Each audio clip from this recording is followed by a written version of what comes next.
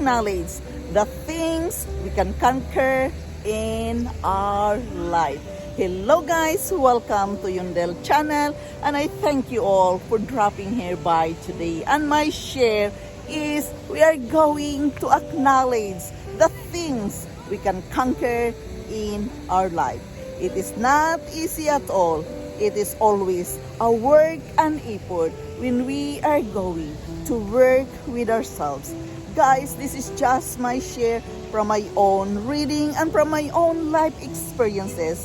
It's not easy at all, but you know, we can work on this together. So guys, thank you so much here for joining me in my life journey, spreading the message, the thoughts in order to live our best life. I welcome you all to acknowledge the things we can conquer in our life.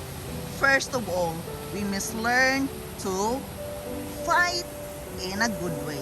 This is very important, guys, that we know how to fight our challenges in a good way, in a humble way.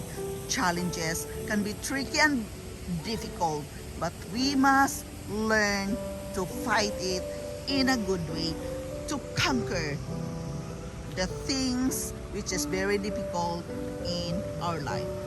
Yes, first of all, we must learn to fight in a good way the odds that are stuck against us. But remember, the only one who can change your life is you. The only one who can conquer your life is you and you alone. We must acknowledge that time is limited. Yes, time is limited. We must going to work with it from our mindset. Guys, we must conquer the part-time dedication. Why the part-time dedication? You know, it will cause us to procrastination. We must work hard of our lack of motivation, find our best way of conquering it. We must go away from bad environment in order to conquer the things which we don't like in our life. Bad people, bad environment can influence us, and it will not serve us in a good way. So guys, we must go away from that kind of environment.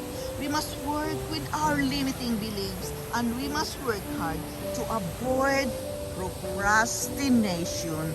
Yes, this is very important that we can work with ourselves when it comes to this matter. Everyone can be, sorry for ourselves sometimes because we are not moving. Yes, that is natural. Why? Because we procrastinate. To acknowledge the things we can conquer in our life, we must fight our fears as well. Yes, we are scared. Some things are scary. So therefore, it is very important that we can fight our fears by taking time out often. Break time is very important. Why? This is the moment we can create our own mindset. Everything really, guys, starts from a single thought. Guys, know that everything is possible. So we have to work with it. We must acknowledge it. That when things it's impossible, we must think clearly. You're flooded with, worry. You are so worried in things you don't like. So guys, change that.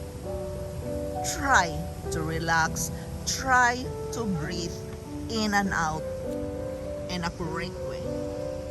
Calm down. Try to calm down yourself, guys, when we are going to conquer the things which we don't like in our life, it is very important that we must acknowledge the bad things, that the low self-esteem we are struggling with ourselves.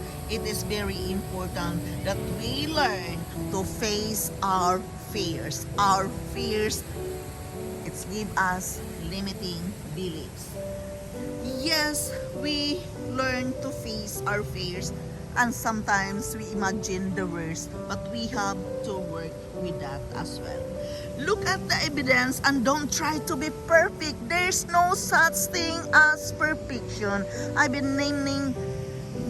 named this in my former blogs that there's no such things as perfection. So try not to be perfect. Visualize often your happy place and learn to talk about it to someone you trusted with.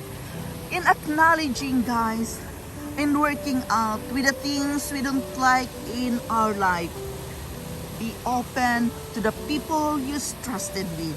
Be open, talk to them, and ask them their opinion.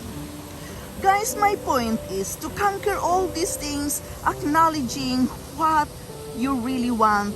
This is, in this very moment, it is very important that we know that we are working in ourselves. But everything we must acknowledge first. The feelings, the fears, the scary situation, acknowledge that first, because it will become easier to conquer all the negativity, to conquer all the things we don't like in our life when we know what we are going to change. Guys, remember, the fear of not living up to our expectations sometimes is what we consider to be our greatest fear in life. The fear of failure is when we allow fear to stop us. Yes, that is the thing. Don't allow the fear to stop you from doing the things that you can move forward to achieve your goals. This is very important, guys, in finding the things we don't like to do in our life. Yes, acknowledging the things that we can, so we can conquer it in our life, we must learn to fight in a good way what we really striving for in this life. Yes, guys, have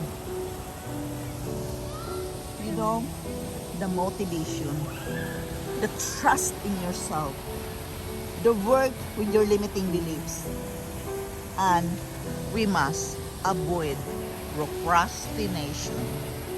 This is all about acknowledging first all the things which is you are weak for. We all have weaknesses, and we have to acknowledge that in order to eliminate the other things which we don't like in our life.